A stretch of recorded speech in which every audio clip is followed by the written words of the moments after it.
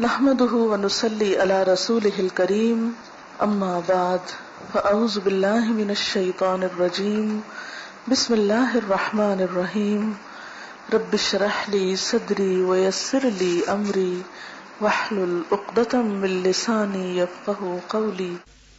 نبی صلی اللہ علیہ وسلم نے دین کی تعریف کرتے ہوئے فرمایا الدین النصیحہ، دین خیرخواہی کا نام ہے۔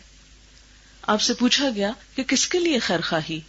فرمایا اللہ کے لیے، اس کے رسول کے لیے صلی اللہ علیہ وسلم، مسلمانوں کے ائمہ کے لیے یعنی لیڈرز کے لیے اور ان کے عوام کے لیے۔ تو گویا اللہ اور بندوں سب کے لیے خیرخواہی کے جذبات رکھنے کا نام ہی دین اسلام ہے۔ نصیحت کا لفظ نصح سے نکلا ہے، جس کا معنی ہوتا ہے خالص چیز۔ ہمارا دین ہم سے خلوص کا تقاضا کرتا ہے کہ ہم اپنی ذات کے ساتھ بھی سچے ہوں، ہم انسانوں کے ساتھ بھی سچے ہوں اور ہم اپنے خالق کے ساتھ بھی سچے ہوں۔ لیکن جب ہماری زندگی میں یہ خلوص نہیں رہتا تو ہم خود کو بھی نقصان دیتے ہیں اور دوسرے انسانوں کو بھی نقصان پہنچاتے ہیں۔ یہی وجہ ہے کہ منافقت ہر دور میں بری چیز سمجھی جاتی رہی ہے، اور دین اسلام میں تو اس کی برائی کو جتنی شدت کے ساتھ واضح کیا گیا، شاید ہی اس کی مثال کسی اور دین میں ملتی ہو۔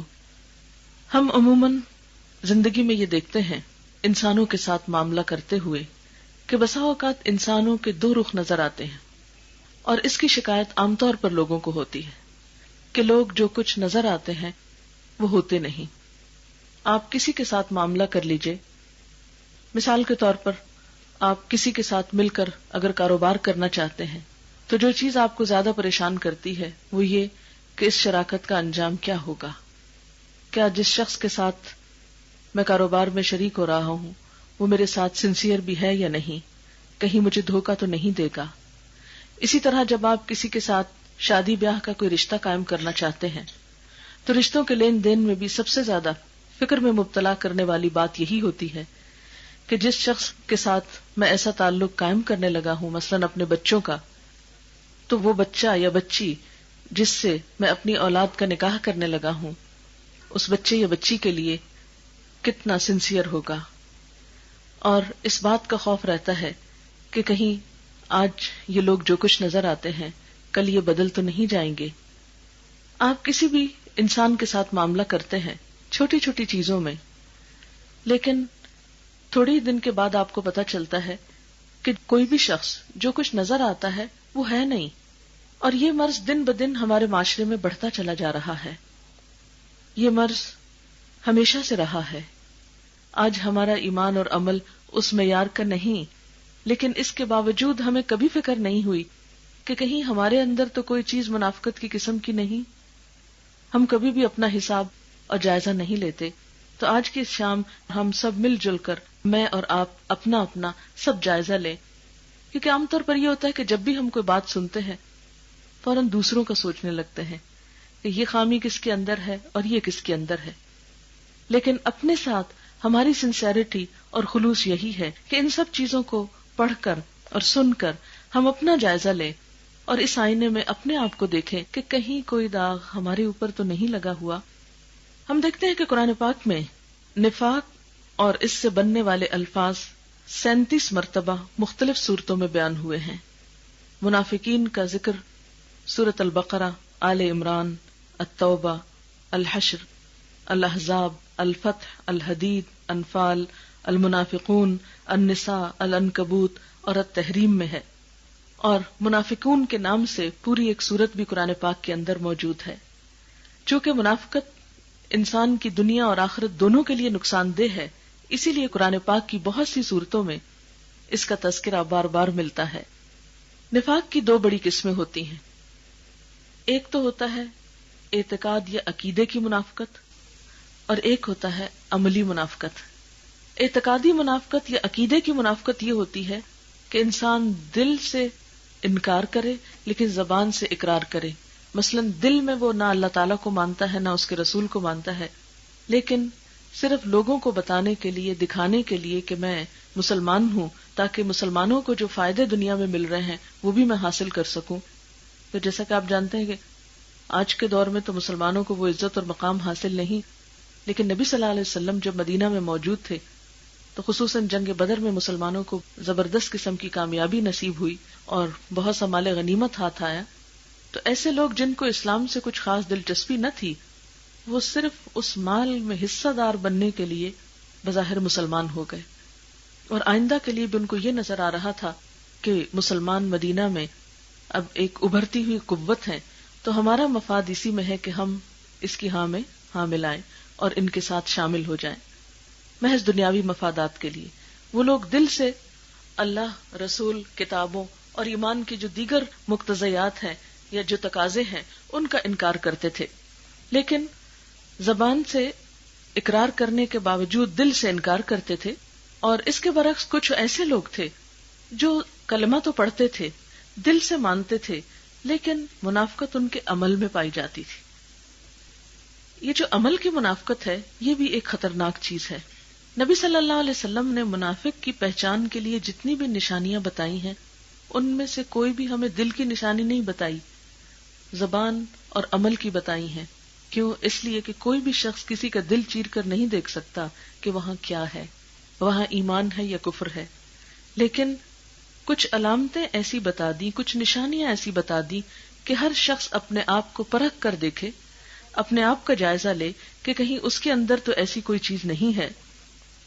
قرآن پاک میں سورۃ البقرہ میں اللہ رب العزت فرماتے ہیں وَمِنَ النَّاسِ مَن يَقُولُ آمَنَّا بِاللَّهِ وَبِالْيَوْمِ الْآخِرِ وَمَا هُمْ بِمُؤْمِنِينَ يُخَادِعُونَ اللَّهَ وَالَّذِينَ آمَنُوا وَمَا يَخْدَعُونَ إِلَّا أَنفُسَهُمْ وَمَا يَشْعُرُونَ فِي قُلُوبِهِم مَّرَضٌ فَزَادَهُمُ اللَّهُ مَرَضًا وَلَهُمْ عَذَابٌ أَلِيمٌ بِمَا كَانُوا يَكْذِبُونَ. بعض لوگ ایسے ہیں جو کہتے ہیں ہم اللہ پر اور آخرت کے دن پر ایمان لائے، حالانکہ حقیقت میں وہ مومن نہیں ہوتے.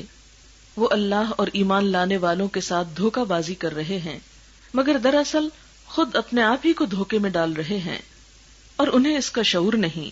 ان کے دلوں میں ایک بیماری ہے جسے اللہ نے اور زیادہ بڑھا دیا، اور جو جھوٹ وہ بولتے ہیں اس کی پاداش میں ان کے لیے دردناک سزا ہے. یہ علامت ہے اعتقادی منافقوں کی، جس کو دراصل اللہ ہی جانتا ہے کہ کسی کے دل میں کیا ہے. اس کے برعکس عملی منافقت کی مثال نبی صلی اللہ علیہ وسلم کی ایک حدیث سے ہمیں پتہ چلتی ہے.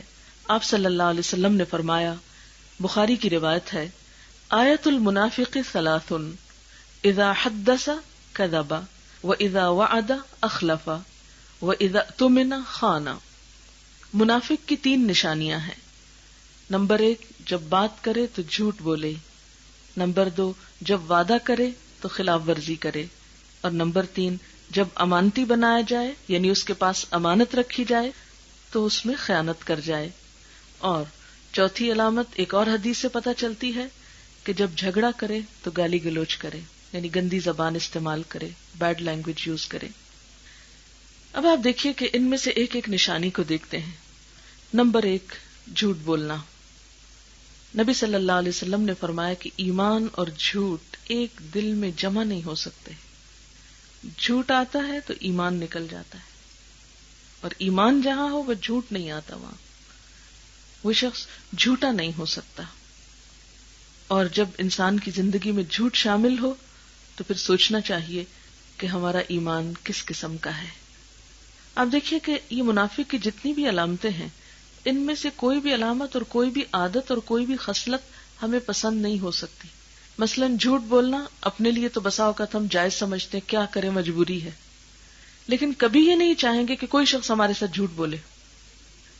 وعدہ خلافی خود کر جائیں گے تو اپنے لیے کئی ایک جواز رکھتے ہیں، کئی ایک تعویلیں کریں گے کہ یہ مجبوری ہوگی تھی، کئی ایک بہانے اس پر مزید جھوٹ بھی بول کر دوسرے کو مطمئن کر دیں گے. لیکن اگر کوئی ہمارے ساتھ وعدہ خلافی کرے تو ہم سوچ سکتے ہیں کہ ہماری حالت کیا ہو سکتی ہے. مثلا اگر کوئی وعدہ کرے کہ میں آ رہا ہوں اور پھر نہیں آئے، اگر کوئی وعدہ کرے کہ میں یہ چیز لا رہا ہوں اور نہیں لائے اور آپ انتظار ہی کرتے رہ جائیں تو آپ کی کیفیت کیا ہوگی؟ آپ کبھی بھی ایسے شخص کو پسند نہیں کریں گے کہ جس کے اندر یہ عادت ہوگی. تو اسی لیے منافقت کی جو علامت بتائے گی، اور ہمیں جو یہ کہا گیا کہ یہ چیزیں اور یہ عادتیں اپنے اندر سے دور کر لیں، تو یہ اسی وجہ سے کہ اس سے اللہ تعالیٰ کا کچھ نقصان نہیں، نقصان دراصل ہمارا اپنا ہوتا ہے. ایسی عادات انسانوں کے لیے پریشانی کا سبب بنتی ہیں. پھر اسی طرح جب اس کے پاس کوئی امانت رکھی جائے تو وہ اس میں خیانت کرے. اب آپ دیکھیں کہ امانت صرف مالی کی نہیں ہوتی، باتیں بھی امانت ہوتی ہیں. بعض اوقات کوئی شخص یہ کہتا ہے کہ میں بات اپنی آپ سے ڈسکس کرنا چاہتا ہوں، بس یہ کہ آپ آگے نہیں کسی کو بتائیں. یا یہ کہ کسی کے پاس کوئی مال یعنی پیسے یا کسی چیز کی شکل میں بھی کوئی امانت رکھوا سکتا ہے، تو اس صورت میں بھی یہ دیکھنا چاہیے کہ ہم اس امانت کا کیا کرتے ہیں. بعض لوگ اس کی پرواہ نہیں کرتے، اس چیز کو گم کر دیتے ہیں، اس چیز کو ضائع کر دیتے ہیں، وعدہ کر کے بات کو بھلا دیتے ہیں، یا یہ کہ اس کو جس چیز سے منع کیا گیا تھا کہ دوسرے کو نہ بتایا جائے وہ اس کو کھلے عام بتا دیتے ہیں. تو یہ چیز بھی منافقت کی علامت میں شامل ہو جاتی ہے.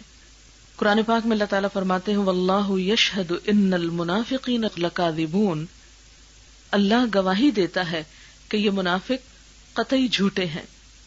پھر اسی طرح ہم دیکھتے ہیں کہ قرآن کریم میں جہاں منافقت کا ذکر ہوا ہے، ساتھ ہی وہاں پر اللہ کو بہت کم یاد کرنے کا ذکر آیا ہے.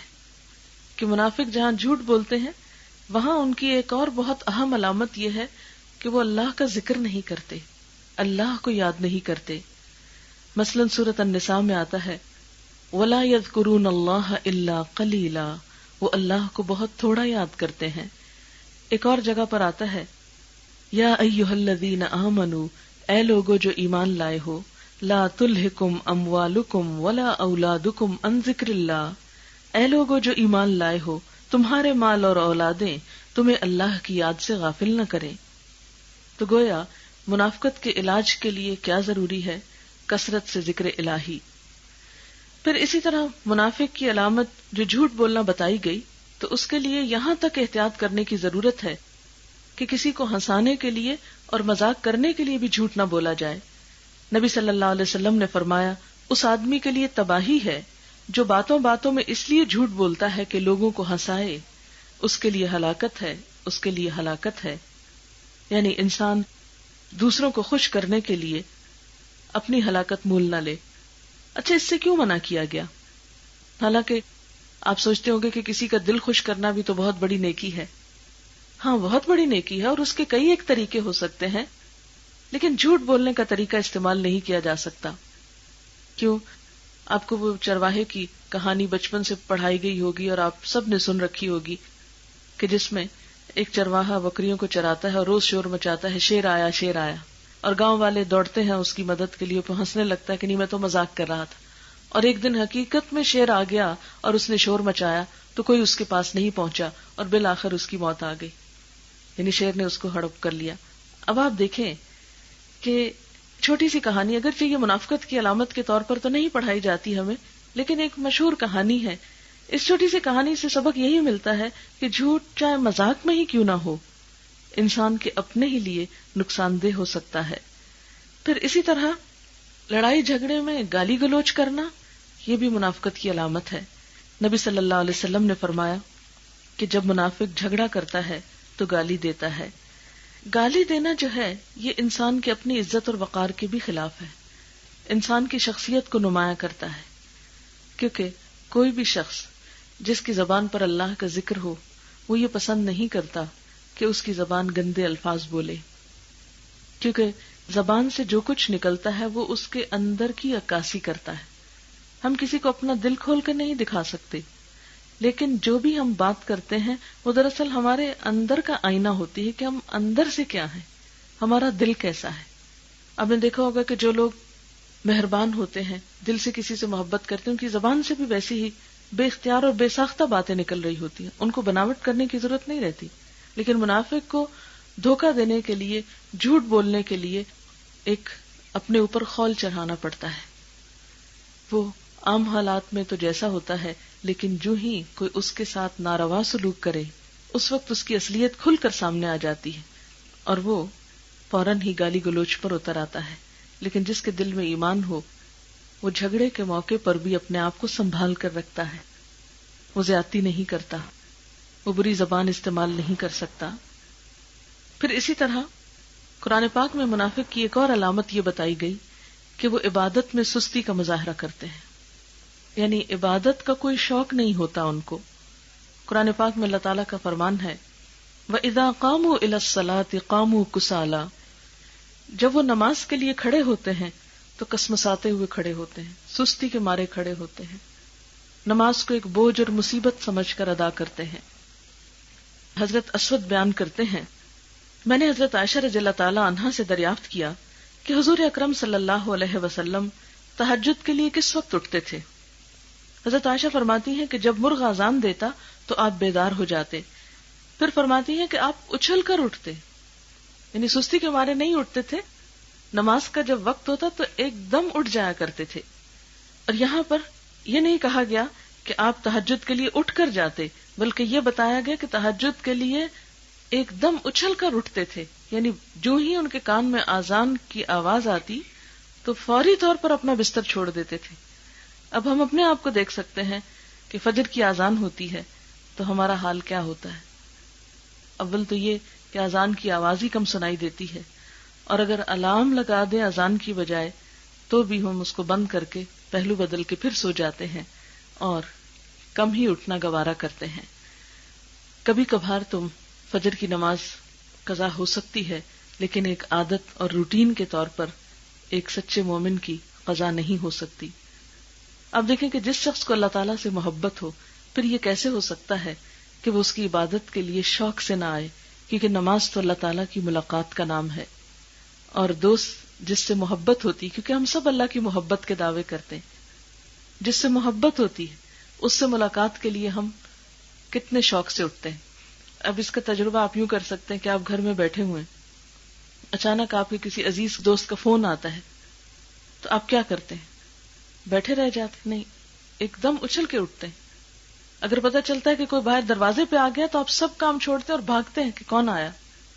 اور خصوصی طور پر اگر کسی ایسے شخص کا پتہ چلے کہ جس سے دلی تعلق ہو، قلبی اٹیچمنٹ ہو، تو اس کے لیے آپ کتنے شوق کے ساتھ والہانہ طور پر آگے بڑھیں گے۔ اسی طرح جس شخص کو واقعی سچی اللہ تعالیٰ سے محبت ہو، پھر ہو نہیں سکتا کہ نماز کا وقت ہو اور پھر وہ ادھر ادھر ٹال مٹول کر کے سستی کر کے نماز کی طرف جائے۔ اسی لیے علامہ اقبال نے کہا تھا، کس قدر گراں تم پہ صبح کی بیداری ہے، ہم سے کب پیار ہے، نیند تمہیں پیاری ہے۔ یعنی اگر اللہ تعالیٰ سے پیار ہو تو پھر تم سو نہیں سکتے، کیونکہ محبت کرنے والے نیند جیسی چیز آسانی سے قربان کر سکتے ہیں۔ پھر اسی طرح ہم دیکھتے ہیں حضرت امام احمد کہتے ہیں کہ حضرت عدی بن حاتم کے بارے میں کہ خدا کی قسم نماز کا وقت ہونے سے پہلے ہی میں بسد شوق تیار ہو بیٹھتا ہوں۔ یعنی عدی بن حاتم اپنے بارے میں کہتے ہیں کہ میں شوق کے ساتھ پہلے سے ہی تیاری کر لیتا ہوں کہ نماز کا وقت آنے والا ہے۔ اس چیز کو سامنے رکھتے ہوئے ہم سب دیکھیں کہ ہمارا حال کیا ہوتا ہے، کہ ہم میں کتنا شوق ہوتا ہے کہ ہم واقعی نماز کے لیے اٹھیں۔ حضرت سعید بن مسیب اپنے بارے میں بیان کرتے ہیں کہ 40 سال تک میرا یہ معاملہ رہا ہے کہ جب مؤذن اذان دیتا تو میں اس وقت مسجد نبوی میں موجود ہوتا، یعنی اذان سے پہلے ہی میں وہاں پہنچ جاتا تھا، اور ایک دن نہیں، 2 دن نہیں، 40 سال تک ان کا یہ معمول رہا۔ تو اس سے آپ اندازہ لگا سکتے ہیں کہ اللہ سے محبت کرنے والے کیسے ہوتے ہیں۔ نبی صلی اللہ علیہ وسلم نے فرمایا، من رأیتموہ یعتاد المسجد فاشہدوا لہ بالایمان، جس آدمی کو تم مسجد میں آتا جاتا دیکھو اس کے ایمان کی گواہی دو۔ پھر اس کے بعد منافقین کی ایک اور علامت قرآن پاک میں یہ بتائی گئی کہ وہ دکھاوے کے کام کرتے ہیں۔ وہ نیکی کا کام کریں بھی تو اللہ کی خاطر نہیں، لوگوں کو دکھانے کے لیے کرتے ہیں، اپنی نیکی اور شرافت کا ایک جھوٹا روپ قائم کرنے کے لیے۔ سورۃ النساء میں فرمایا، یراؤن الناس ولا یذکرون اللہ الا قلیلا، وہ دکھاوا کرتے ہیں اور اللہ کو بہت تھوڑا یاد کرتے ہیں۔ نبی صلی اللہ علیہ وسلم نے فرمایا، جو آدمی شہرت کے لیے نیک کام کرے گا اللہ تعالیٰ اس کو بدنام اور رسوا کر دیں گے، اور جو آدمی دکھلاوے کے لیے نیک کام کرے گا اللہ تعالیٰ اس کا پردہ فاش کر دیں گے۔ یعنی ایک دن اس کا بھرم ٹوٹ جائے گا کہ یہ سب کچھ محض فریب تھا، فراڈ تھا، اندر حقیقت کچھ بھی نہ تھی. یعنی دکھاوے کے نیک کام زیادہ دیر تک وہ نیکی باقی نہیں رہتی، قائم نہیں رہتی، کیونکہ انسان اس کو خود بھی مینٹین نہیں کر سکتا. یعنی کوئی بھی ایسی چیز جس کی بنیاد کوئی نہ ہو وہ کھڑی نہیں ہو سکتی. مثلا اگر آپ ایک ہیوج بلڈنگ بنا دیں اور اس کے نیچے آپ نے بنیادیں نہیں کھودی ہو تو کیا ہوگا؟ سب نیچے دھڑام کو آ جائے گی. بالکل بلبلے کی طرح کہ جس کے نیچے کوئی بنیاد نہیں ہوتی تو تھوڑی دیر میں کیسے ختم ہو کے رہ جاتا ہے. اسی طرح جس عمل میں خلوص نہیں ہوتا، جو عمل اللہ تعالی کے لیے نہیں ہوتا، وہ عمل پھر انسان کے ساتھ باقی نہیں رہتا. کسی وقتی جذبے سے متاثر ہو کے، کسی لالچ میں آ کے، یا کسی شہرت کی خاطر یا دنیاوی کسی مفاد کی خاطر جو شخص دین کو اپناتا ہے پھر وہ اس پہ قائم نہیں رہ سکتا. اس کا بھرم کسی نہ کسی دن ضرور کھل جاتا ہے. کیونکہ جو شخص اللہ کے لیے کام کرتا ہے اس کو یہ یقین ہوتا ہے کہ اللہ تعالیٰ کی ذات تو ہمیشہ سے اور ہمیشہ رہے گی اور وہ ہمیشہ مجھے دیکھتا ہے، اس لیے وہ اپنی نیکی کے کام کو کبھی چھوڑ نہیں سکتا. اسی طرح ایک اور حدیث میں نبی صلی اللہ علیہ وسلم نے فرمایا، قیامت کے روز کچھ لوگ تہامہ کے پہاڑوں جیسی نیکیاں لے کر حاضر ہوں گے، لیکن اللہ تعالیٰ ان کو راکھ بنا کر اڑا دے گا. یعنی پہاڑوں جتنی نیکیاں ہوں گی لیکن راکھ بنا کر اڑا دے گا. صحابہ کرام نے دریافت کیا، یا رسول اللہ صلی اللہ علیہ وسلم، کیا وہ لوگ مسلمان نہیں ہیں؟ یعنی انہوں نے نیکیاں کی اور ان کی نیکیاں ختم کر دی جائیں گی؟ فرمایا، کیوں نہیں؟ جیسے تم نماز پڑھتے ہو ویسے ہی نماز پڑھتے ہیں، جیسے تم روزے رکھتے ہو ویسے ہی روزے رکھتے ہیں، اور اپنے اضافی مالوں میں سے زکوٰۃ بھی دیتے ہیں، رات کو بھی اٹھ اٹھ کر عبادت کرتے ہیں، لیکن جب تنہائی میں ہوتے ہیں تو اللہ کی مقرر کردہ حدود کو توڑ ڈالتے ہیں. یعنی تنہا ہوتے ہیں تو برے کام کرتے ہیں، اللہ کی نافرمانی کرتے ہیں. گویا ان کے ظاہر اور باطن میں فرق ہوتا ہے. لوگوں کے سامنے انہوں نے نیکی کا ایک لبادہ اوڑھ رکھا ہوتا ہے، لیکن جو ہی دیکھتے ہیں کہ کوئی دیکھنے والا نہیں تو فوراً اپنی اصلیت پہ لوٹ آتے ہیں. وہ محض دکھاوے کے لیے کام کرتے ہیں. تو دکھاوے کے لیے کی گئی نیکی، خواہ وہ مقدار میں، تعداد میں کتنی ہی بڑی کیوں نہ ہو، اللہ تعالیٰ کے ہاں قابل قبول نہیں. وہ ایسی ہی ہے جیسے لکڑی کے جل جانے کے بعد بس راکھ بچ جائے. پھر دکھاوے کے بارے میں نبی صلی اللہ علیہ وسلم نے فرمایا کہ دکھاوا شرک ہے. الریاء شرکن، ریاکاری شرک ہے. قیامت کے دن اللہ تعالیٰ فرمائیں گے، حصے داری کے معاملے میں میں سب سے زیادہ بے نیاز ہوں. جس نے کسی کام میں میرے ساتھ کسی دوسرے کو شریک بنایا تو میں اس کو اس کے شرک سمیت چھوڑ دوں گا. یعنی ہر کام، خاص طور پر وہ جو نیکی کا کام ہو، اس کا صلہ اور اجر صرف اللہ تعالیٰ سے چاہنا ضروری ہے. وہ صرف اللہ کی خوشی کے لیے ہونا چاہیے. اور اگر دھیان میں یہ بات آئے بھی کہ فلاں خوش ہوگا، فلاں شاباش دے گا، فلاں کے اوپر رو پڑے گا، تو ایسے تمام خیالات کو جھٹک دینا چاہیے اور شیطان کے ایسے وسوسوں سے اپنے آپ کو بچا کر اللہ کی حفاظت میں دینا چاہیے. انسان جب ریاکاری کا اپنے اندر خوف محسوس کرے تو اس وقت کیا کرے، کیا سوچے؟ یعنی ریاکاری کا علاج کس طرح کیا جائے، یعنی دکھاوے سے بچا کیسے جائے؟ اس وقت اپنے ذہن میں یہ سوچنا چاہیے کہ نفع اور نقصان صرف اللہ کی طرف سے ہے. اللہ کے علاوہ نہ کوئی مجھے فائدہ پہنچا سکتا ہے، نہ نقصان دے سکتا ہے، نہ کوئی بیماری دے سکتا ہے، نہ شفا دے سکتا ہے، نہ کوئی زندہ کر سکتا ہے، نہ کوئی موت دے سکتا ہے، نہ کوئی میرا رزق روک سکتا ہے، نہ میرے حصے سے زیادہ کوئی مجھے دے سکتا ہے، نہ کوئی جزا دے سکتا ہے، نہ سزا دے سکتا ہے. لہذا کسی انسان کو دکھا کر کام کرنے کا فائدہ ہی کیا؟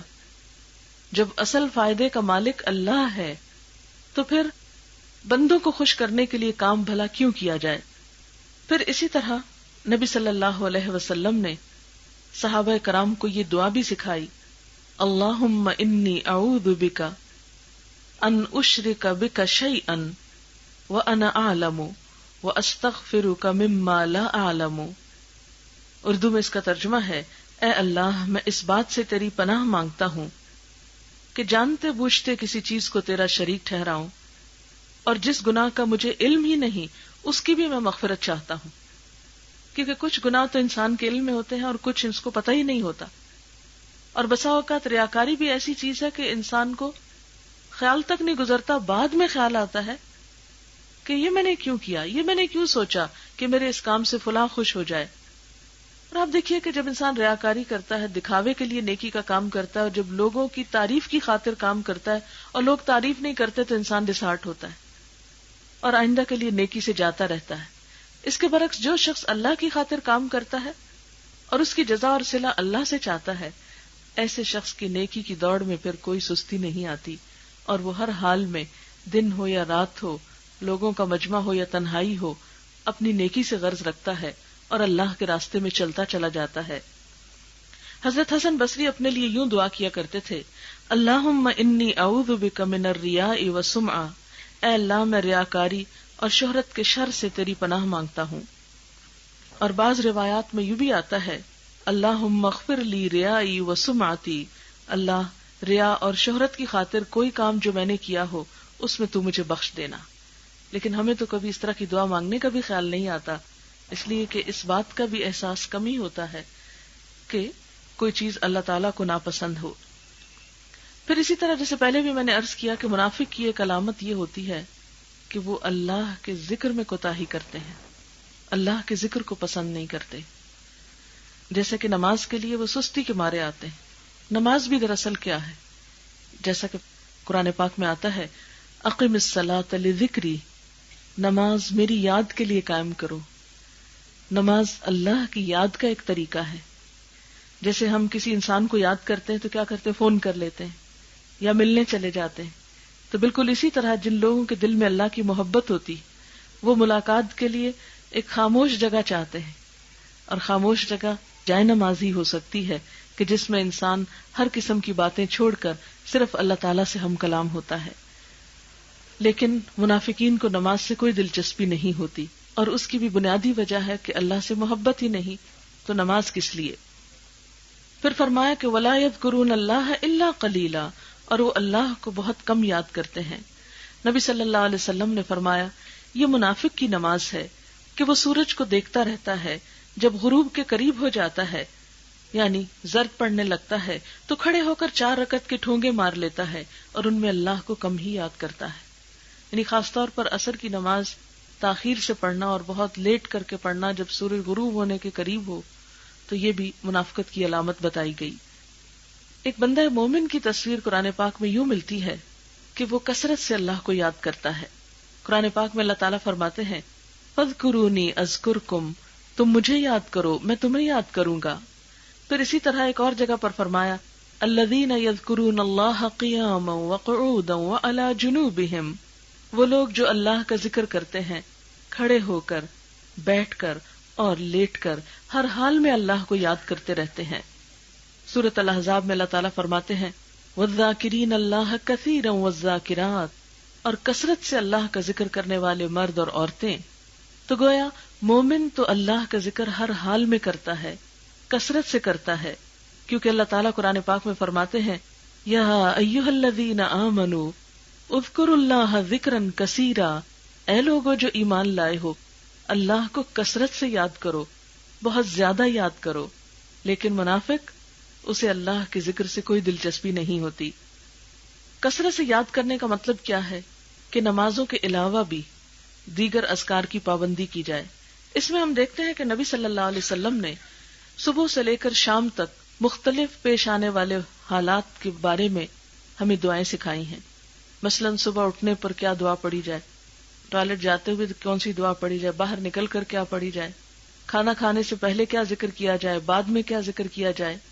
پھر اسی طرح کسی سے ملاقات کی جائے تو کیا کیا جائے، گھر سے نکلنے پر کیا ذکر ہو، گھر میں داخل ہونے پر کیا ہو، مرغ اذان دے تو کیا ذکر ہو، گدھا بولے تو کیا ذکر ہو۔ یعنی یہ وہ مختلف مواقع اور مختلف آوازیں ہیں کہ جن کے بعد اللہ کے ذکر کا انسان کو حکم دیا گیا ہے۔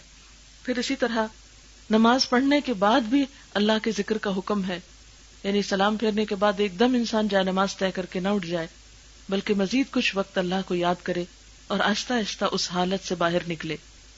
پھر اسی طرح آپ صلی اللہ علیہ وسلم نے فرمایا، اگر میں سبحان اللہ اور الحمدللہ اور لا الہ الا اللہ اللہ اکبر کہہ لوں تو یہ مجھے ہر اس چیز سے زیادہ پیارا ہے جس پہ سورج طلوع ہوتا ہے۔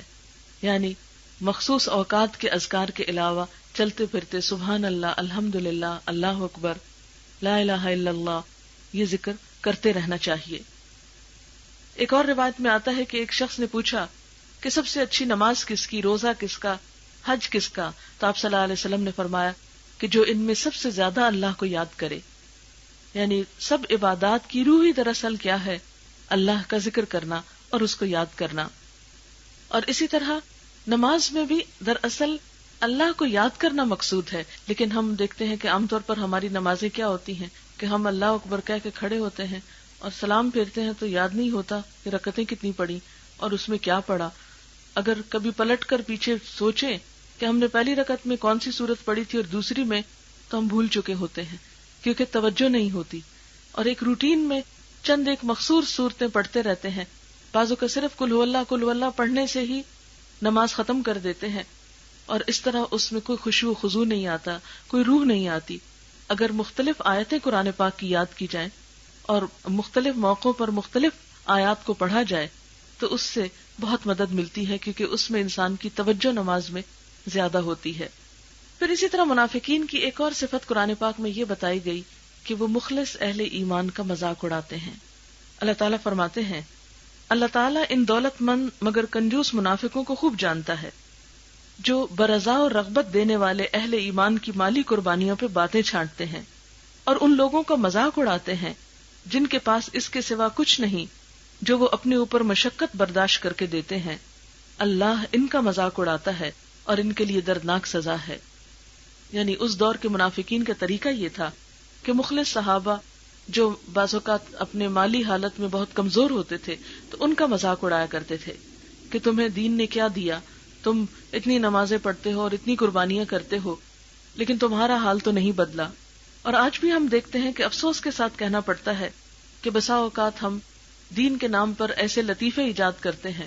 مثلاً کہیں میں نے پڑھا کہ کسی نے حدیث کا مذاق اڑاتے ہوئے کہا کہ میری پھوپھی نے بتایا کہ اس کو اس کی نانی نے بتایا کہ حضور صلی اللہ علیہ وسلم نے اپنے صحابہ سے کہا بتاؤ پیپسی کیا ہوتی ہے، انہوں نے کہا ہمیں نہیں پتا، کہنے لگے اچھا اٹھ جاؤ یہاں سے اگر پیپسی کا مطلب بھی نہیں پتا۔ اب آپ خود سوچیں، ایسے لطیفے وقتی طور پر تو کسی کو ہنسا سکتے ہیں، یا ہو سکتا ہے کہ اس کا ٹیسٹ بہت ہی پور ہو کہ اللہ اور رسول کے نام پر وہ مذاق کو برداشت کرتا ہو، لیکن حقیقت میں یہ ایمان کے منافی ہے کہ کوئی بھی چیز جو خواہ قرآن سے متعلق ہے یا نبی صلی اللہ علیہ وسلم کی سنت سے متعلق ہے۔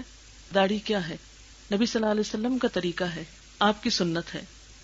اسی طرح بسا اوقات نماز کا مذاق اڑایا جاتا ہے کہ ملا کی دوڑ مسجد تک۔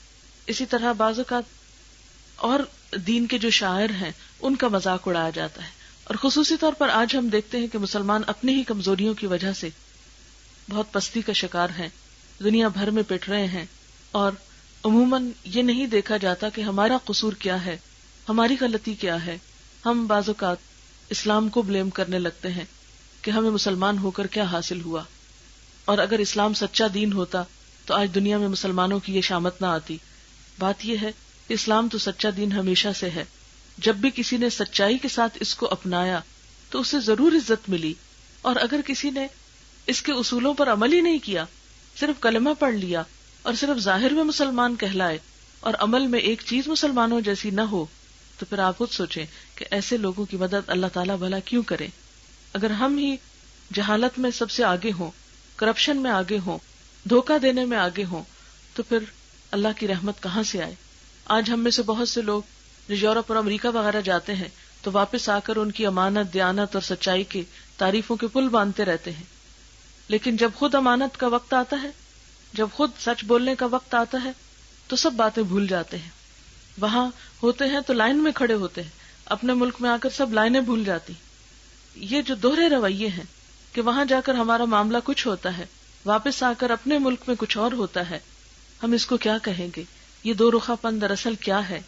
اور اسی طرح زندگی کے بہت سے معاملات میں ہم ڈبل سٹینڈرڈز کا شکار ہیں۔ حضور صلی اللہ علیہ وسلم نے ایک مسلمان کی پہچان کیا بتائی؟ آپ صلی اللہ علیہ وسلم نے فرمایا، خدا کی قسم تم میں سے کوئی شخص اس وقت تک مومن نہیں ہو سکتا جب تک اپنے مسلمان بھائی کے لیے وہ پسند نہ کرے جو وہ اپنے لیے پسند کرتا ہے۔ آج ہم دیکھیں کہ ہم تو اپنے ہی بہن بھائیوں کے لیے وہ پسند نہیں کرتے جو اپنے لیے پسند کرتے ہیں۔ اپنے ہی رشتہ داروں کے لیے ہمیں وہ پسند نہیں جو اپنے لیے پسند ہے، اپنے دوستوں کے لیے، اپنے ملنے جلنے والوں کے لیے بظاہر دیکھنے میں بعض اوقات بہت خوش آمدید کرتے ہیں، لیکن آپ دیکھیں جتنا بھی یہ لین دین معاملات کا ہوتا ہے اس میں گھٹیا چیز دوسرے کے لیے پسند کی جاتی ہے. جو کچھ ہم خود پہنتے ہیں یا جو کچھ ہم خود اپنے لیے چاہتے ہیں، اپنے لیے پسند کرتے ہیں، دوسروں کے لیے وہ نہیں چاہتے. ٹھیک ہے کہ ہر وقت انسان وہ سب مینٹین نہیں کر سکتا، بعض اوقات مشکلات بھی ہوتی ہیں، لیکن بعض اوقات ہم کر بھی سکتے ہوتے ہیں تو ہمارا دل نہیں کھلتا. ہم ہر خیر اور بھلائی صرف اپنی ذات تک رکھنا چاہتے ہیں، اسی لیے بخل اور ایمان بھی ایک جگہ پر جمع نہیں ہوتا. پھر اسی طرح قرآن پاک میں اللہ تعالیٰ منافقوں کے بارے میں فرماتے ہیں قُلْ أَبِاللَّهِ وَآيَاتِهِ وَرَسُولِهِ كُنْتُمْ تَسْتَهْزِئُونَ، ان سے کہو کیا تمہاری ہنسی دل لگی اللہ اور اس کی آیات اور اس کے رسول ہی کے ساتھ تھی. آج آپ دیکھیں کہ بہت سے لوگ پبلک میں نماز نہیں پڑھ سکتے. کس ڈر سے نہیں پڑھتے کہ لوگ مذاق اڑائیں گے کہ یہ کب سے ملانی ہو گئی. سر نہیں ڈھانک سکتے کہ اس پر ہمیں تانے ملیں گے. اور یہ مذاق اڑانے والے کون ہیں؟ اپنے ہی مسلمان ہیں. یعنی ایک طرف ہم اپنے آپ کو مسلمان بھی کہتے ہیں اور دوسری طرف ہم اسلام پر چلنے والوں کا خود اپنی ہی زبان سے اور اشاروں سے مذاق بھی اڑاتے ہیں. تو یہ کیسا اسلام ہے؟ پھر اسی طرح بہت زیادہ قسمیں کھانا اور خصوصاً جھوٹی قسمیں کھانا جو ہے یہ بھی منافقت کی علامت بتائی گئی. اللہ تعالیٰ منافقوں کے بارے میں فرماتے ہیں اتخذوا ایمانہم جنتاً، انہوں نے اپنی قسموں کو ڈھال بنا رکھا ہے. یعنی عام جھوٹ بولنا بھی ان کی عادت تھی، لیکن بات بات پہ قسم کھانا اور جھوٹی قسمیں کھا کر دوسرے کو مطمئن کرنا یہ خاص ان کا وتیرہ تھا. اور آج ہمیں بھی دیکھنا چاہیے کہ کہیں ایسا طرز عمل ہمارے اندر تو نہیں.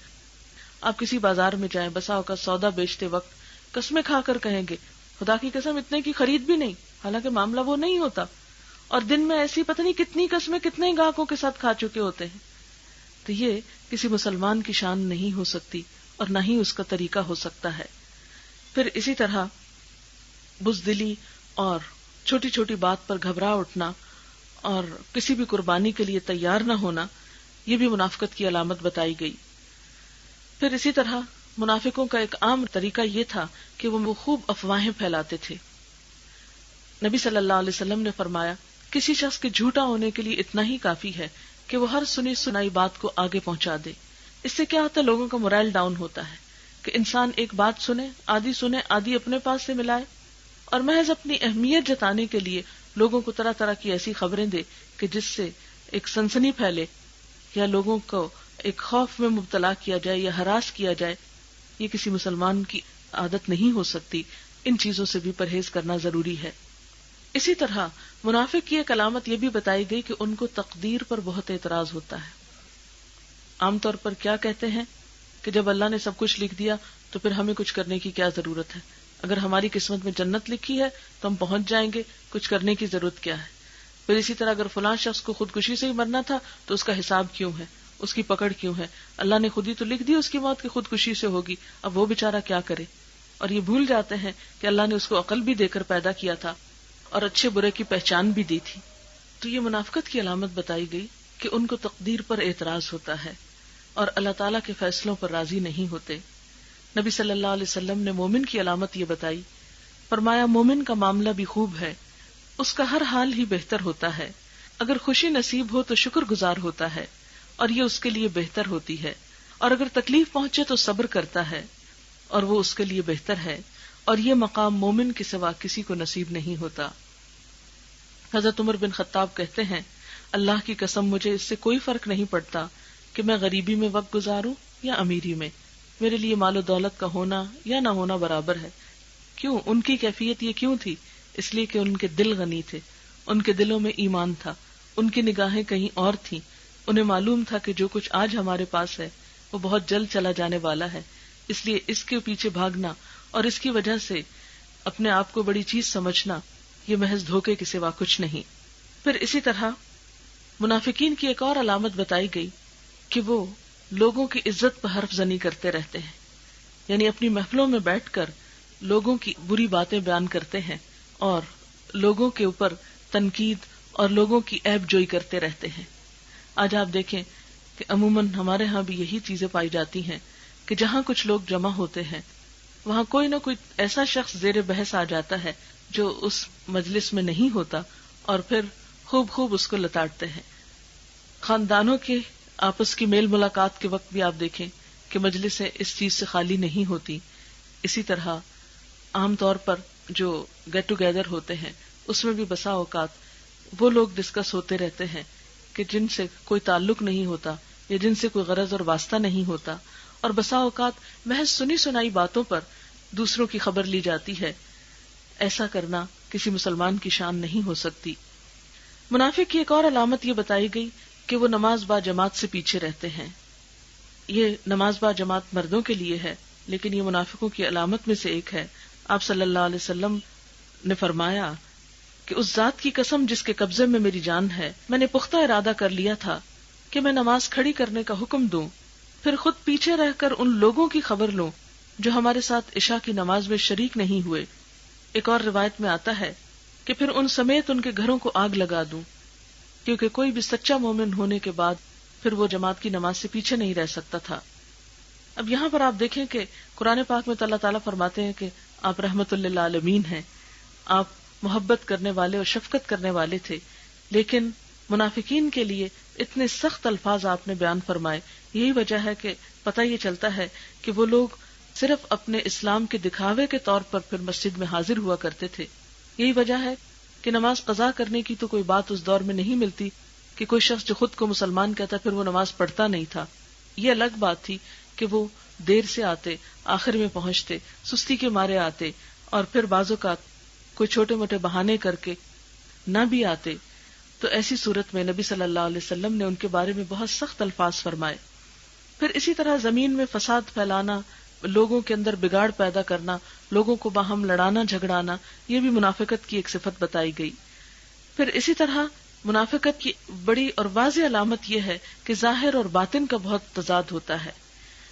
نبی صلی اللہ علیہ وسلم کے پاس جب منافق آتے تو کہتے کہ ہم گواہی دیتے ہیں کہ آپ یقیناً اللہ کے رسول ہیں.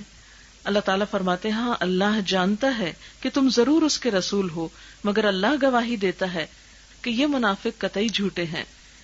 پھر اسی طرح منافقین کی ایک اور علامت یہ ہے کہ وہ برائی کا حکم دیتے ہیں اور اچھائی سے لوگوں کو روکتے ہیں. سورۃ التوبہ کی آیت 67 میں اللہ تعالیٰ فرماتے ہیں یأمرون بالمنکر وینہون عن المعروف، کہ وہ برائی کا حکم دیتے ہیں اور بھلائی سے منع کرتے ہیں. یعنی نیکی سے انہیں دلچسپی نہیں ہوتی، خود بھی نہیں کرتے اور دوسروں کو بھی نہیں کرنے دیتے. جیسے قرآن پاک کی ایک آیت میں آتا ہے الذین یبخلون ویأمرون الناس بالبخل، وہ لوگ جو خود بھی بخل کرتے ہیں اور لوگوں کو بھی حکم دیتے ہیں کہ وہ بخل کریں. یعنی خود بھی نیکی اور خیر کے کاموں میں حصہ نہیں لیتے، خود بھی کسی انسان کی مدد نہیں کرتے، اور اگر کوئی کر رہا ہو تو اس پر باتیں بناتے ہیں، اس کو ڈسکریج کرتے ہیں، اس کو اس کام سے روکتے ہیں. یہ صفت بھی مومن کی نہیں منافق کی بتائی گئی. پھر اسی طرح اللہ تعالیٰ قرآن پاک میں فرماتے ہیں المنافقون والمنافقات بعضهم من بعض یأمرون بالمنکر وینہون عن المعروف ویقبضون ایدیہم نسوا اللہ فنسیہم. ہم اپنے بارے میں سوچیں کہ کہیں اگر کوئی شخص مدد کا مستحق نظر آتا ہے تو اس کے ساتھ ہمارا رویہ کیا ہوتا ہے. کئی دفعہ آپ نے دیکھا ہوگا کہ سڑکوں پر ایکسیڈنٹس ہوتے ہیں، لوگ گزرتے چلے جاتے ہیں، کوئی پلٹ کر نہیں پوچھتا. بھرے بازار میں بسا اوقات لوگ آ کر دوسروں کو قتل کر کے چلے جاتے ہیں. لوگ دیکھتے ہیں مجرموں کو لیکن صرف دیکھتے رہ جاتے ہیں، کوئی آگے بڑھ کر ان کو پکڑنے کی زحمت نہیں کرتا. یا اسی طرح ہم دیکھتے ہیں کہ بعض اوقات ایک شخص ضرورت مند ہوتا ہے، ہمیں نظر بھی آ رہا ہوتا ہے، لیکن ایک دوسرے کو روک لیا جاتا ہے کہ نہیں یہ محض بہانے کرتا ہے اور اس کی حقیقت کچھ نہیں. تو یہاں پر منافق کی خصوصیت یہ بتائی گئی کہ یقبضون ایدیہم، قبضہ عربی زبان میں مٹھی کو کہتے ہیں، کہ اپنے ہاتھ بھیج کر رکھتے ہیں، بند رکھتے ہیں، دوسروں کی بھلائی اور مدد کے لیے ان کے ہاتھ نہیں کھلتے. پھر اس سے مراد صرف مال کا روکنا نہیں ہے، اس سے مراد کسی کے بھی کام میں مدد نہ کرنا. بعض اوقات ہمیں نظر آ رہا ہوتا ہے کہ ایک شخص مشکل میں ہے، بوجھ اٹھائے ہوئے ہے، کوئی بزرگ ہے، بڑا ہے. بعض اوقات ہم اپنے سرونٹس کو دیکھتے ہیں کہ بھاری کام کر رہے ہیں، اکیلے میں کوئی چیز نہیں اٹھا سکتے، لیکن ہم اپنی شان کے خلاف سمجھتے ہیں کہ ہم خود جا کر ان کی مدد کریں یا ان کے ساتھ وہ چیز اٹھوا دیں. یا اسی طرح اگر اور بھی لوگ کام کر رہے ہوں تو عموماً یہ کہتے ہیں کہ ہماری باری نہ آئے یا ہمیں نہ پکڑ لیا جائے یا ہم پر کوئی ذمہ داری نہ ڈال دی جائے. لیکن ایک مومن کا رویہ اس کے برعکس ہوتا ہے. وہ نیکی کے چھوٹے چھوٹے کام کے لیے آگے بڑھتا ہے اور خوشی سے اس راستے پہ چلتا ہے. اور پھر اسی طرح منافق کی صفت کیا ہے؟ اللہ کو بھلا دینا. امام غزالی فرماتے ہیں جو آدمی کسی چیز سے محبت کرتا ہے تو اس کا ذکر بار بار کرتا ہے. اس کا نتیجہ یہ ہے کہ اگر مختلف کاموں کے کاریگر اور فنکار ایک گھر میں داخل ہوں تو ہر آدمی اپنے اپنے کام کا تذکرہ کرے گا. آپ نے دیکھو کہ جب بھی کوئی گیٹ ٹوگیدر ہوتا ہے تو ہر شخص اپنے انٹرسٹ کی بات کر رہا ہوتا ہے اور اپنے اپنے کام سے متعلق چیزوں کو غور سے دیکھے گا. اس کا ذکر اس کی زبان پر ہوگا. ایک بڑھائی جب گھر میں داخل ہوگا تو کھڑکیوں اور دروازوں کو غور سے دیکھے گا. جب رنگ ساز داخل ہوگا تو کلئی اور رنگوں پر غور کرے گا. جلاحہ اور قالین فروش جو ہے وہ کہیں بھی جائے گا تو قالین کو ہی غور سے دیکھتا رہے گا کہ کس کوالٹی کا، کس قیمت کا اور کس ڈیزائن کا ہے. اور اسی طرح اللہ سے محبت کرنے والا ہر جگہ اللہ کا نام لے گا. وہ کسی بھی محفل میں اللہ کو بھولے گا نہیں.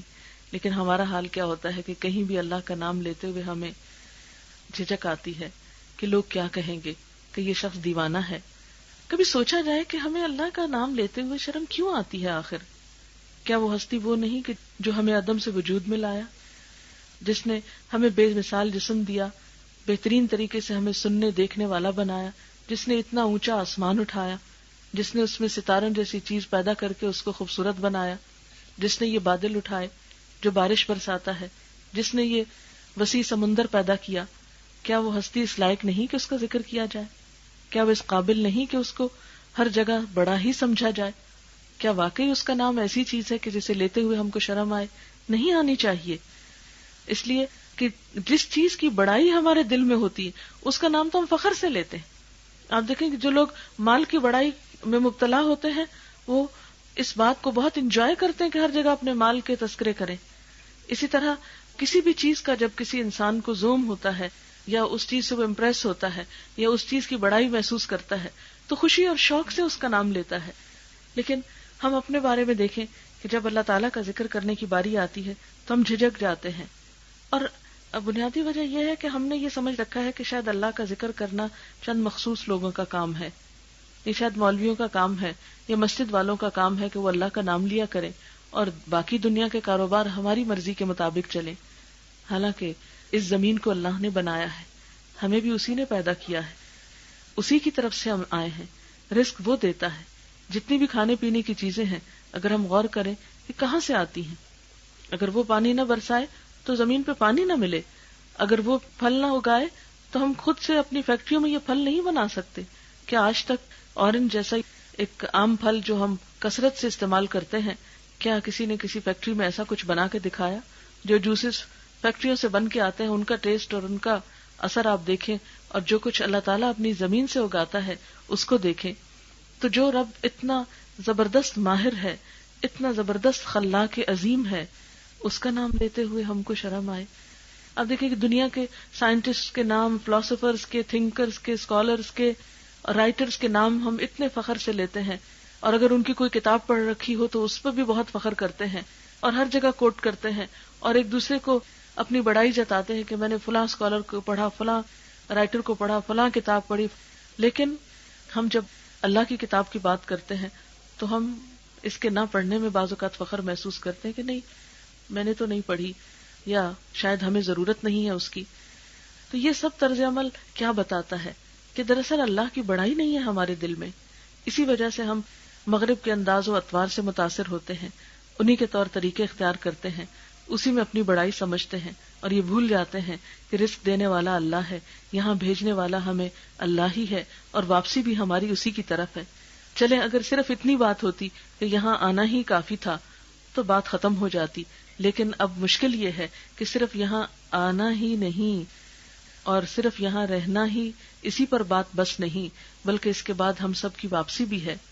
اور ہم سب اپنے بارے میں سوچیں، دوسروں کے بارے میں ججمنٹس نہیں دیں، اپنے اپنے بارے میں سوچیں کہ جب اللہ کے حضور واپس ہوں گے کیا لے کر جائیں گے، اس کی محبت کتنی ہوگی ہمارے پاس، اس پر ایمان کتنا، اس کا ذکر کتنا، اس کی یاد کتنی، اس کے نام پر انسانوں سے محبت کتنی، انسانوں کے حقوق اور انسانوں کی مدد اور انسانوں کی ضروریات کا خیال کتنا، اور اس کے برعکس خود غرضیاں کتنی، دلوں کے میل کتنے. دلوں میں نفرتیں کتنی اور اس سے غفلت کتنی. ہم سب اپنے اپنے ایک ایک دن کے بھی اگر چند گھنٹوں کا جائزہ ہم لے کر دیکھیں کہ اس میں اللہ کی یاد کتنی تھی, اللہ کی محبت کتنی تھی, اللہ کی مرضی کے مطابق کتنے کام ہوئے. صرف ایک دن کا اگر ہم چارٹ بنا کر دیکھیں, دن کے صرف 12-15 گھنٹوں کا جو ہم کام کرتے ہیں, جو بھی ہمارے صبح سے شام تک ورکنگ آورز ہیں, کہ اس میں ہمارا طرز عمل کیا ہوتا ہے, نیکیاں کتنی ہیں اور اللہ سے غفلت کتنی ہے. کیونکہ ہم میں سے بعض لوگوں کا خیال ہے کہ نیکی صرف اتنی ہے کہ آپ کسی کے کام آ جاؤ, صرف محض for the sake of goodness کوئی کام کر لینا کہ ہاں میں نے اچھا کام کیا اس لیے کہ اچھا کام بس اچھا کام ہوتا ہے. تو صرف یہ اچھائی نہیں ہوتی. اچھا کام اس لیے کہ جس رب نے مجھے یہ ساری طاقتیں دی, اس کو خوش کرنے کے لیے, اس کی رضا کے لیے, اس کی مرضی کے مطابق اپنی طاقت کو استعمال کیا جائے, خواہ وہ کسی انسان کی مدد میں ہو یا کسی بھی اور طرح. تو منافقین کی ایک صفت یہ بتائی گئی کہ وہ اللہ کو بھولے رہتے ہیں. استحوذ علیہم الشیطان فانساہم ذکر اللہ, شیطان ان پہ غالب آ چکا ہے اور وہ اللہ کو بھول گئے ہیں. پھر اسی طرح منافقین کی ایک اور صفت یہ بتائی گئی کہ وہ اپنے ظاہر کا بہت خیال رکھتے ہیں لیکن اپنی روح کو بھول جاتے ہیں. قرآن پاک میں اللہ تعالیٰ فرماتے ہیں وَإِذَا رَأَيْتَهُمْ تُعْجِبْكَ أَجْسَامُهُمْ, اگر تم ان کو دیکھو تو ان کے جسم تم کو بہت بھلے لگے. یعنی ان کی ساری توجہ صرف اس بات پر ہوتی ہے کہ ہماری جسمانی حالت, ہماری ظاہری حالت, لباس کی تراش خراش اور گفتگو کا طریقہ کیسا ہے.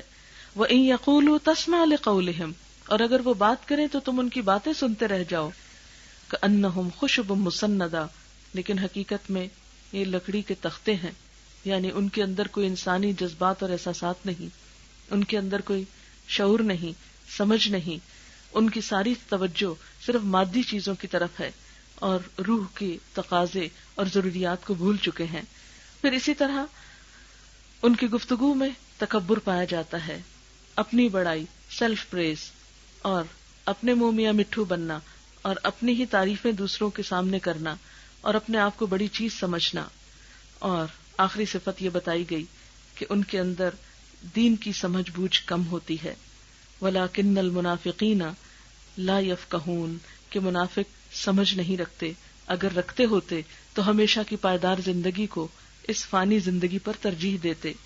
اس لیے ہم سب کو کوشش کرنی چاہیے کہ ایسی صفات کو اپنے اندر سے دور کریں کہ جو اللہ تعالیٰ کو ناپسند ہیں اور جو دراصل منافقین کی علامات ہیں. اس کے لیے ہمیں کیا کرنا ہے؟ سب سے پہلی بات تو یہ کہ ان میں سے کوئی بھی چیز اگر ہمارے اندر ہو تو اس پر اللہ تعالیٰ سے توبہ کرنا ہے. کیونکہ اللہ تعالیٰ قرآن پاک میں فرماتے ہیں یا ایھا الذین آمنوا توبوا الی اللہ توبۃ نصوحا, اے لوگو جو ایمان لائے ہو اللہ سے توبہ کرو, خالص توبہ. نبی صلی اللہ علیہ وسلم نے فرمایا بائیں طرف والا فرشتہ خطا کرنے والے مسلمان بندے سے کچھ دیر تک قلم اٹھائے رکھتا ہے, یعنی اس کی غلطی فوراً نہیں لکھتا, انتظار کرتا ہے.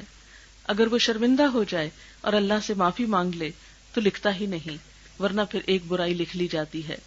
اسی طرح نبی صلی اللہ علیہ وسلم نے فرمایا تم ایسے کام کرتے ہو جو تمہاری نظروں میں بہت چھوٹے ہیں جبکہ اللہ کی نظروں میں وہ بہت بڑے ہیں. حضرت انس فرماتے ہیں کہ تم ایسے کام کرتے ہو جو تمہاری نظروں میں بال سے چھوٹے ہیں جبکہ ہم انہیں حضور صلی اللہ علیہ وسلم کے زمانے میں ہلاک کرنے والے شمار کیا کرتے تھے.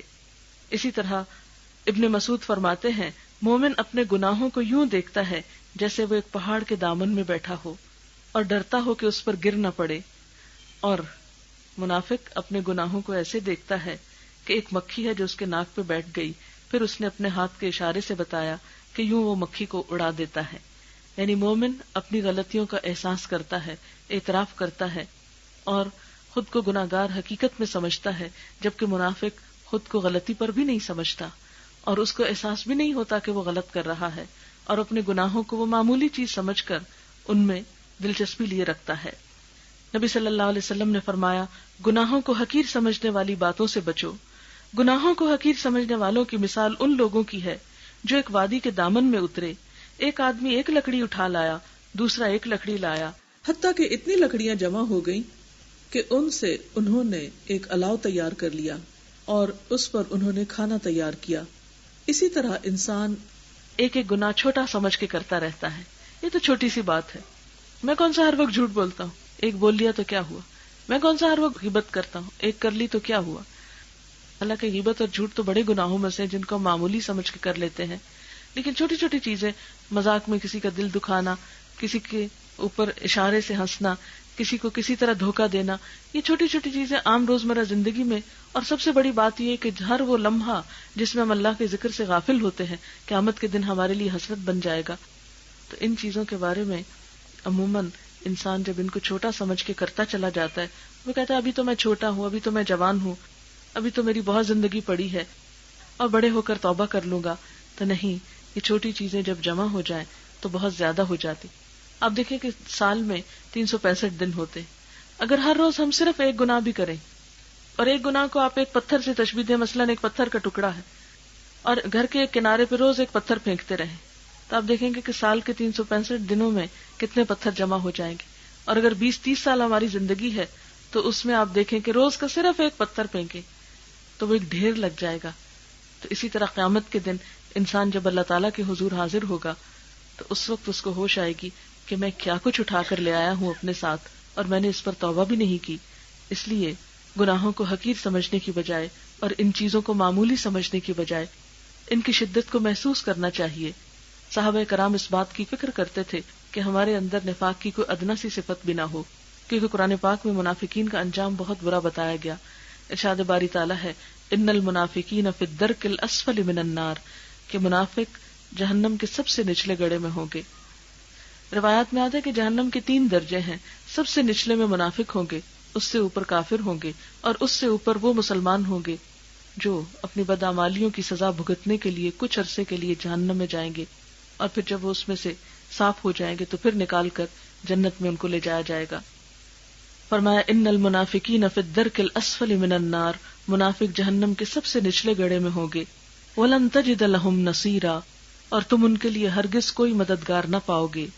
الا الذین تابوا، مگر وہ لوگ جو توبہ کر لیں، واصلحوا، اور اصلاح کر لیں، واعتصموا باللہ، اور اللہ کو مضبوطی سے تھام لیں، اللہ کے ساتھ اپنا تعلق قائم کر لیں، واخلصوا دینہم للہ، اور اپنے دین کو اللہ کے لیے خالص کر لیں، یعنی ہر ریاکاری سے بچ جائیں. فاولئک مع المؤمنین، ایسے ہی لوگ مومنوں کے ساتھ ہیں. فسوف یؤتی اللہ المؤمنین اجرا عظیما، اور عنقریب اللہ مومنوں کو اجر عظیم عطا کرے گا. ما یفعل اللہ بعذابکم، اللہ تعالیٰ کیا کرے گا تم کو عذاب دے کر، یعنی اللہ تعالیٰ کو عذاب دینے کا شوق نہیں ہے. ان شکرتم وآمنتم، اگر تم شکر گزار رہے اور ایمان لائے. وکان اللہ شاکرا علیما، اور ہے اللہ قدردان، جاننے والا، علم والا، ہر ایک کے دلوں کو، نیتوں کو، ارادوں کو، عزائم کو خوب جانتا ہے، اور وہ اس کے مطابق ہی ہر انسان کے ساتھ معاملہ کرے گا. ہم انسانوں کے سامنے کتنے بھی سچے ہو جائیں، لیکن اگر اللہ تعالیٰ کی نگاہ میں سچے نہیں، لوگوں کی نگاہ میں کتنے بھی پسندیدہ ہو جائیں، اگر اس کی نگاہ میں نہیں تو کچھ بھی نہیں. اس لیے دین کی تعریف کیا ہے کہ دین سراسر خیر خواہی کا نام ہے، خلوص کا نام ہے، سنسیریٹی کا نام ہے، اپنے ساتھ بھی اور اللہ کے دوسرے بندوں کے ساتھ بھی. اور یہ اسی وقت ہو سکتا ہے کہ جب ہم انسانوں کو دھوکہ دینا چھوڑیں اور ان کے ساتھ وہی معاملہ کریں جو ہم اپنے لیے چاہتے ہیں. وآخر دعوانا ان الحمد للہ رب العالمین. دعا کر لیتے ہیں. سبحان اللہ والحمد للہ ولا الہ الا اللہ واللہ اکبر ولا حول ولا قوة الا باللہ العلی العظیم. اللہم صل علی محمد وعلی آل محمد کما صلیت علی ابراہیم وعلی آل ابراہیم انک حمید مجید. اللہم بارک علی محمد وعلی آل محمد کما بارکت علی ابراہیم وعلی آل ابراہیم انک حمید مجید.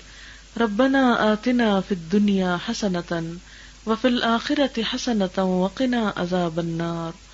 ربنا لا تزغ قلوبنا بعد اذ ہدیتنا وہب لنا من لدنک رحمۃ انک انت الوہاب. ربنا ہب لنا من ازواجنا وذریاتنا قرۃ اعین وجعلنا للمتقین اماما. یا حی یا قیوم برحمتک نستغیث. یا اللہ پاک، جو کچھ بھی ہم نے پڑھا ہے اپنی رحمت سے قبول فرما، جو بات آپ کی مرضی کے مطابق ہوئی ہو ہمیں اس پر عمل کرنے کی توفیق عطا فرما، جو بات ایسی بھول کر زبان سے نکلی ہو جو آپ کو پسند نہ آئی ہو تو ہم سب کو اس سے دور کر دے۔ یا اللہ ہمارے دلوں میں سچا ایمان پیدا کر دے، یا اللہ تو ہماری زبانوں پہ سچائی پیدا کر دے، یا اللہ ہمیں ہر طرح کے جھوٹ سے بچا، ہمیں ریاکاری سے بچا، ہمیں دوسروں کو دھوکہ دینے سے بچا، یا اللہ امانت کی خیانت سے بچا، یا اللہ ہمیں صاف ستھری زبان عطا فرما۔ یا رب العالمین ہمارے دل میں ہر ایک کے لیے خیرخواہی پیدا کر دے، یا اللہ مسلمانوں کو آپس میں محبت دے دے، ایک دوسرے کا احترام کرنے کی توفیق دے۔ یا رب العالمین ہمارے بچوں کو ہمارے لیے صدقہ جاریہ اور آنکھوں کی ٹھنڈک بنا دے۔ یا اللہ ہمارے والدین کی بخشش فرما، ان پر اپنی رحمت فرما۔ یا اللہ جو بھی بیمار ہیں انہیں صحت کاملہ عطا فرما۔ یا اللہ تو ہم سب کے دکھ دور فرما، ہمیں اپنا قرب نصیب فرما۔ یا اللہ ہمارے اندر خلوص پیدا کر دے۔ یا رب العالمین تو ہمارے ملک میں امن پیدا کر دے۔ یا اللہ اس شہر کو امن والا شہر بنا دے، اس کے رہنے والوں کو ایک دوسرے کا احترام اور محبت عطا کر دے۔ یا اللہ ہم سب ایک دوسرے کے لیے احساس رکھنے والے ہوں، ایک دوسرے کی تکلیف کو محسوس کرنے والے ہوں۔ یا رب العالمین تو ہم سے وہ بہترین کام لے لے۔ یا اللہ تو اس گھر پر اپنی خیر و برکت نازل فرما۔ یا اللہ تو ہم سب کو اپنی رحمتوں سے ڈھانپ لے، اور جتنی بھی بہنیں آئی ہیں ان کے دلوں میں جو نیک تمنائیں اور دعائیں ہیں ان کو پورا فرما۔ یا رب العالمین ہمیں ہر طرح کی منافقت سے بچا اور ہمیں سچا مومن بننے کی توفیق عطا فرما۔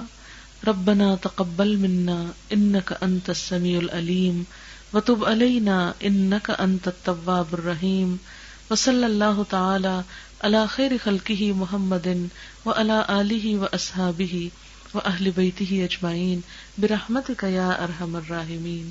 الہی آمین۔ سبحانک اللہم وبحمدک نشہد ان لا الہ الا انت نستغفرک ونتوب الیک۔ والسلام علیکم ورحمۃ اللہ وبرکاتہ۔